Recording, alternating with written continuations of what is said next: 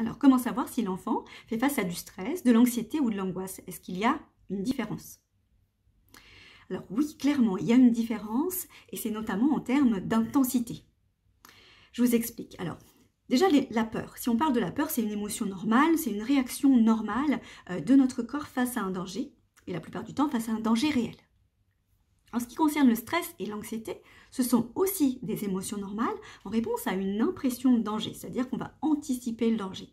Et le corps va réagir de la même façon, avec de l'appréhension, avec de la tension musculaire, avec un état de vigilance un petit peu différent.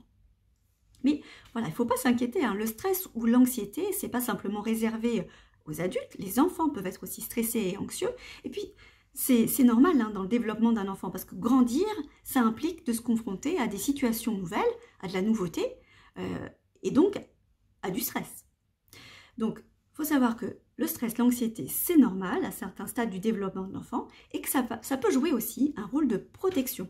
Pourquoi? Parce que ça va aider l'enfant à se confronter à ce qui lui arrive, à s'adapter, à faire face à ces petits défis du quotidien, et puis de surmonter les difficultés, d'évaluer ce dont il est capable. Donc ça peut aussi avoir un rôle de protection. Et puis ce qu'on s'aperçoit, c'est que le stress et l'anxiété diminuent une fois que la situation de stress, une fois l'événement est passé, et on revient à l'équilibre.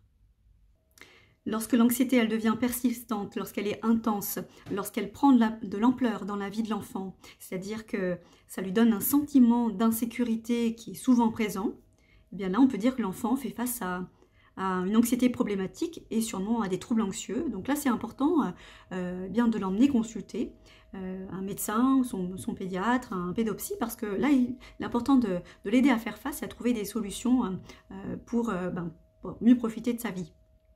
Alors, ensuite, à un degré plus intense, on va trouver l'angoisse. L'angoisse, elle est souvent associée à une perte de contrôle. C'est pas pour rien qu'on parle de crise d'angoisse.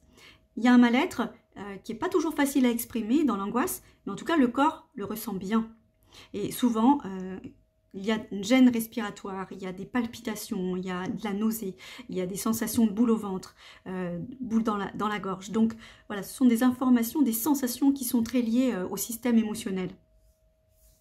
Après, dans la situation qu'on vit aujourd'hui, la guerre en Ukraine, la crise sanitaire liée au Covid, on peut s'apercevoir qu'il y a vraiment tous les ingrédients pour créer un cocktail de stress, un cocktail d'angoisse pour les adultes, mais aussi pour les enfants. Pourquoi? Parce qu'il y a de la nouveauté. C'est nouveau, c'est quelque chose qu'on n'a jamais rencontré, qu'on n'a jamais vécu auparavant. Il y a quelque chose d'incontrôlable.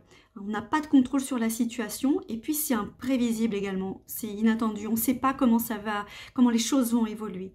Et il y a quelque chose justement qui donne ce sentiment de menace, une menace pour notre équilibre, pour notre sécurité.